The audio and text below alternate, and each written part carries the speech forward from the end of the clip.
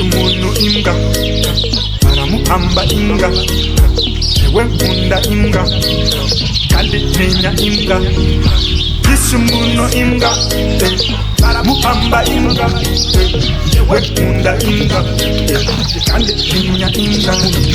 abakurambere bacu babimenye kare babonye imbwa n'inyamaswa y'akamaro baregereza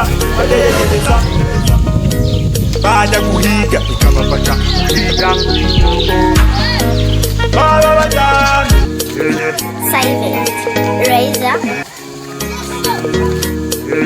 Silent Razor Panda Beats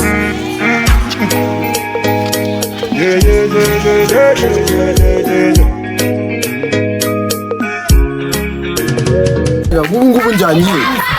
ahantu nkuzanye harimo boro za danje wowe na wa mushira bavuga ngo muzajya gusoza umwaka gute tuzazirasa tuzawuturitsa umwaka hano ndabizi neza turaza gukuramo boro za danje kandi ziteye ubwoba igipolisi turagikuramo ndetse n'amafaranga tuzajyana mu minsi mikuru we humura umunsi mukuru hari ejo ni gahunda semana ndushobora kuba no ngaho harimo ibintu turi bwibe we nyizera siko mbona hano nta kintu kirimo aricyo turi bukuremo ibyo wanyu mufite imikeka yonyine mu nzu ugira ngo ahandi nta boro bafite ngaho reka nkwizeye aho nubwo uri kwihagararaho ndabibona ko ushonje nanjye ndi kwihagararaho ndashonje ni ukuri kw'Imana ibyo ndibona yangira ngo ndi gusiga inyuma ubwo reka tugende dore ngaha turahageze hagati aho ataza no kwanura bobo ariko mbona hakinze turayinjira gute ibintu uri muri gira utagira ngo urashonje ubundi se urashaka amafaranga ya Noheli reka mwereke babimenye kare babonye imbwa n'inyamaswa y'akamaro Yesu baregereza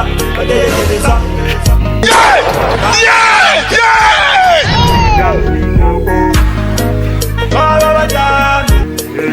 Silent mani emiki semana ubu twagiye reka twinjire mbonye nta kintu kirimo abakurambere bacu babimenye kare ndabona abantu baravuga twinshi baregereza Razor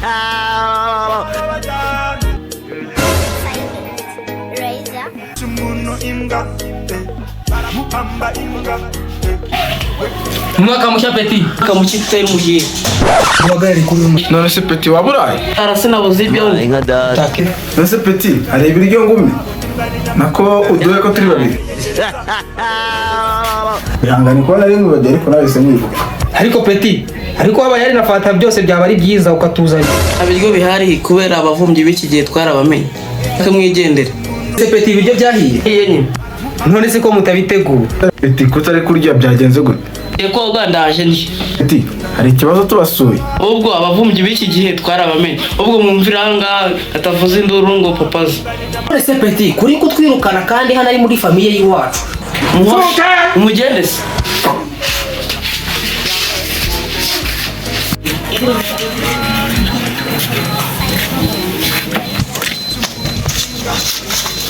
umaze kumva ko uriya mwana agiye koga we noneho buretse tube tukwamiye hano ari buze gusohoka ahita akata muri dushe natwe duhite twinjira igipolisi tugiye nyine ko bashaka ko mutagenda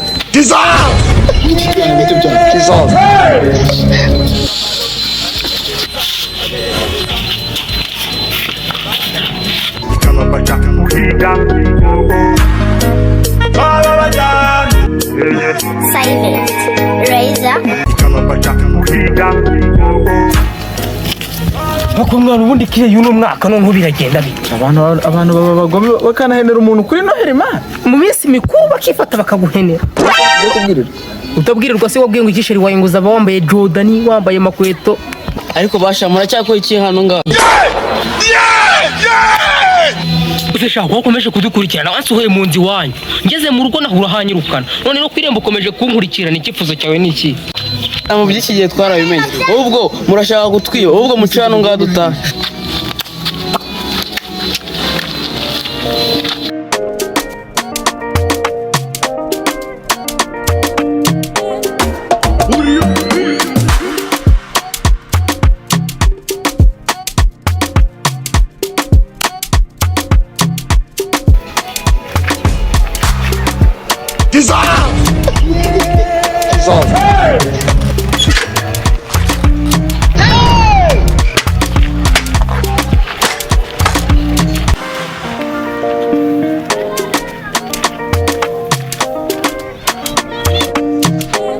I don't want peace. I want problems always.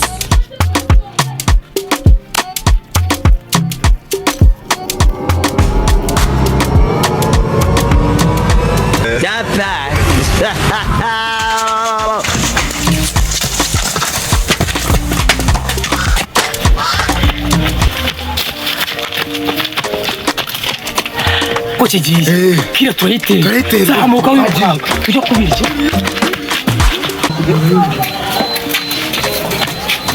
nizere ko nabisigaye Boss, cyo kunywa cyawe cyatunganye gwino. yamaye hari cyo kumva mwana nitsumira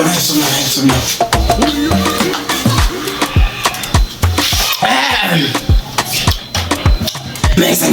niwe wige ufungire so ufite urusaku aho ni mwana nako baza maze mu mwana esimwana ku kibazo cy'ikigomba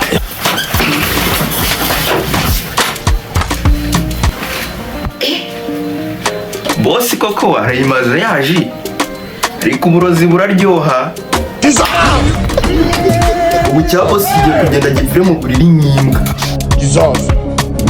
agiye gupfira inyuma y'urugi agiye gupfira inyuma y'urugi abanyarwanda mwabaye abana babi so ubu duhoye iki Mutanga ko ari mwebwe no burozi koko. twebwe nyine Bise sha mwaturutse he? hose se watubari ukaduha umuti Imbere na mbere mwari muje gukora iki hano? twari tuje kurya no kwiba Nuko mbabona reka mbagiriye imuhemba h'umuti. ureba se ko akiri abantu bazima agiye kuduha iki umuti Nari nabahaye iki ubwo burozi. Cyari kubica mu minota 3 ako kanya. gira vuba wenda cyakeneye kuvumba ibindi bice Itomani gwino hano.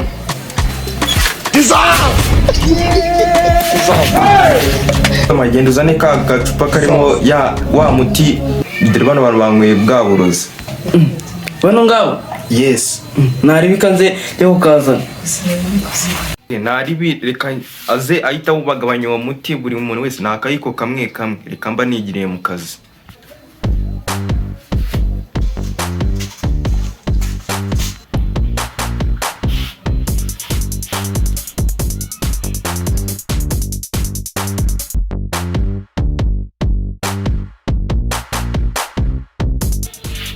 mwana uretse kugorana watse tukigendera ubona kino cyana kiri buduhe umuti kubera iki se ni wowe utahisemo gupfa shapeti wanyihera umuti njye urabona atari n'umwana mwiza sorry uramenye kubwiye ngo ariko nabikubwiye ko wa mwana nagina ari bwatuma ari yashyizeho ya power imana twigana ndubiseri niki cyifasha yewe